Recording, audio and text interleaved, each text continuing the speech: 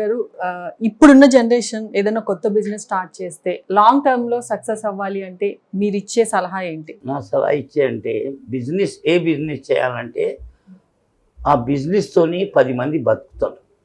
ఆ బిజినెస్ చేయాలంటే 2 year rent ఇచ్చే కెపాసిటీ ఉండాలి.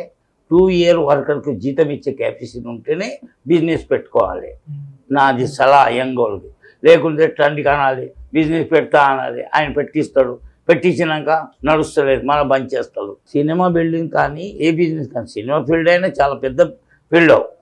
100 మంది 1000 మంది బతుకుతారు. ఆ ఫిలిం థియేటర్ వాళ్ళు బతుకుతారు, సినిమా చూసేటోళ్ళు బతుకుతారు.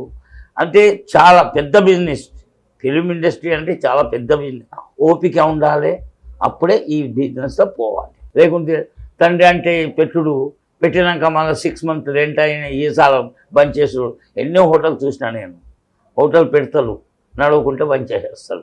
కానీ ఫస్ట్ హోటల్లో టేస్ట్ ఇవ్వాలి, క్వాలిటీ ఇవ్వాలి, జీతానికి జీతం ఎక్కువ ఇవ్వాలి.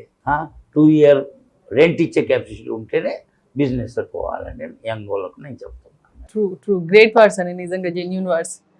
థ్యాంక్ యూ బాబురావు గారు, మీ టైంని స్పెండ్ చేసి. నాకెందుకంటే నవాబ్ క్యాఫే అని పెట్టింది కదా, నిలోఫర్ క్యాఫే ఉన్నది, నవాబ్ క్యాఫే ఉన్నది. అందుకు అంత ఇంట్రెస్ట్ ఏమున్నది తెలియదు ఆ సినిమాలో. అందుకోసమే ఈ రోజు మాకు ఇంటర్వ్యూకి వచ్చారు, మాతో మాట్లాడారు.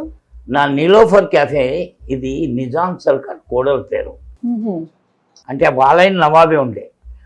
ఇదైనా నవాబ్ క్యాఫే పెట్టిండ్రు, నేనైనా నిలోఫర్ క్యాఫే పెట్టినా. అంటే వాళ్ళదైనా నవాబ్ ఖాందానే, ఇదైనా